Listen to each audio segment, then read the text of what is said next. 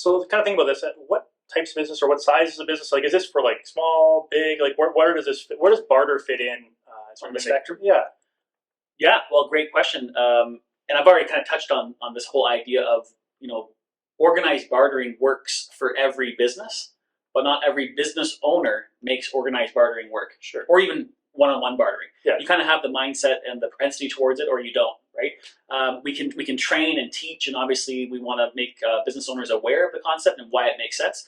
But for the most part, it's the business owners that have that positive, creative mindset towards bartering that love, working with an organized bartering system. So, but to answer your question, I mean, it's anything from a small home-based solopreneur right up to a multinational corporation. I mean, in the Contra world happens with these, billion-dollar deals happening all the time around the world for media and hard goods and all sorts of different transactions that are happening in that space. But as a couple of examples, I mean, we've dealt with a small home-based business. She was in the jewelry business, so she makes handmade jewelry as a solopreneur.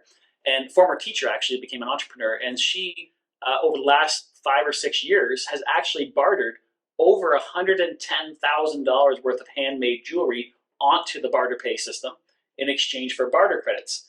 And she's been able to take in those barter credits and use them for advertising, dental services, to repair her vehicle, gifts for her family members and other friends, travel, all sorts of different things, right? And be able to offset costs at her wholesale cost of that jewelry. And she's been exposed to a whole new marketplace of customers now. In fact, she even has some other retail barter businesses that are part of the barter system that are now buying her product and actually even reselling it, which is giving her even that much more exposure into the marketplace. So really, really great for her. And there's all sorts of small, little, tiny businesses that we deal with, right on up to even recently when the pandemic hit.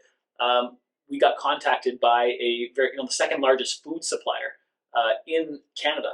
And they actually were sitting on a whole bunch of food that was going to go bad. They call it their code date.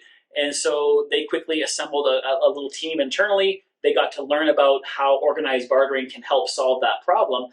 And in fact, they actually joined the system, and we quickly monetized almost just over $250,000 worth of food into barter credits at their full wholesale value, their regular price. And they've been able to, a few months later now, take that newly earned barter credit stream and that new revenue, incremental revenue, and actually turn it into corporate apparel. Yeah. They've been able to do some video production for their team and HR. They're able to purchase gifts for all of their employees across Canada and their kids. Right. These are things that now they're able to, where that line item in the budget might have gotten scrapped because of bleeding cash. Yep. They're now able to help out all of their team members across the country and actually give them a big pat on the back with some of these extra incentives. Yep. Again, because they're not having to use cash. So you think of everything in between. I mean, like we've talked about it already. Anything in the health and wellness, massage therapy, larger firms, accounting firms even, right? We've got some accounting firms that do a lot of organized bartering, and they might have 5 or 6 associates that have some capacity, right, in their schedules. And if they're being paid a fixed salary, they might as well be leveraging that spare capacity and filling it in with barter credit business and new accounts and that sort of thing. But it's like media companies and small and large home-based web developers up to larger marketing firms. It really doesn't matter. Again, it all boils down to the mindset of the business owner. Or in the case of a larger business, like the management of the business. Not necessarily just the business owner themselves, because obviously in that case, there's shareholders who aren't involved in the decision at all.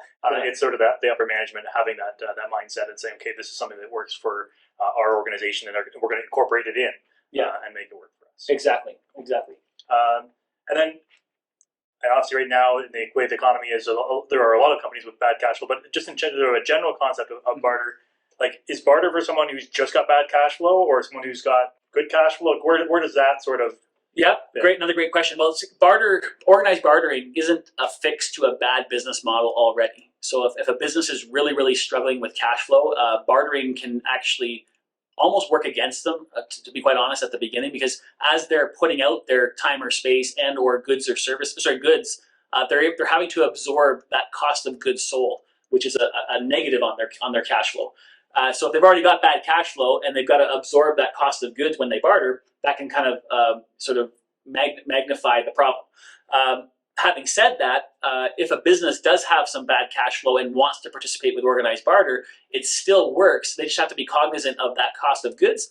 And by that, I mean making sure that as they're taking in barter credits, they're already working closely with their barter coach to make sure that they can flip those barter credits into cost replacement in a very, very short time frame. They're not buying the pool table to enjoy at home. In their case, unless they want to go to business, they need to buy things where, okay, I was going to do this advertising, and instead of paying cash, I'm now doing advertising with barter instead. Right. Yeah. They have to make sure that all of their barter credits that they accumulate for their time and space and or the goods that are sitting idle are being plugged right back into areas where they legitimately were actually going to be writing a check. Right. And I think it's an important part when we're consulting with them, or when any one of their business consultants are consulting with them, to make sure that they're aware of that. That there is a cost to doing barter, but it doesn't mean that you can't find advantages even if you are at a bad cash flow place. Exactly. But so then, what about if they have a great cash flow? Like, why would they bother? They've already got great cash flow. Yeah, well, if they've got great cash flow, they want to keep that cash and utilize it to expand and grow their business.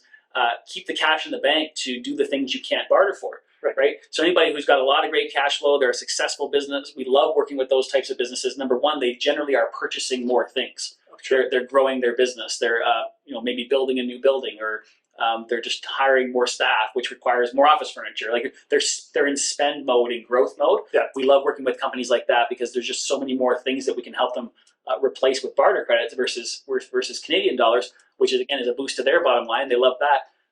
But it's also exposing them to a whole new marketplace. Yeah. Right. And whenever they're growing and they're ratcheting up their capacity, that's when they actually have spare capacity. Right. And so that makes the most sense to barter at that moment in time. Sure, and that basically means someone who's starting up obviously is in that place, but also someone they might be 15 years in and now they're just hitting that next wave of growth. They could still be in that same. It's almost like a startup phase again. Yeah. So exactly. Makes no sense. It's all about keeping cash in the bank. Even the most successful businesses, want to actually create the most amount of cash flow possible and the most amount of cash reserves possible. Sure. And by leveraging a barter system, they're able to make that happen on a bigger, on a bigger scale. So it's all good.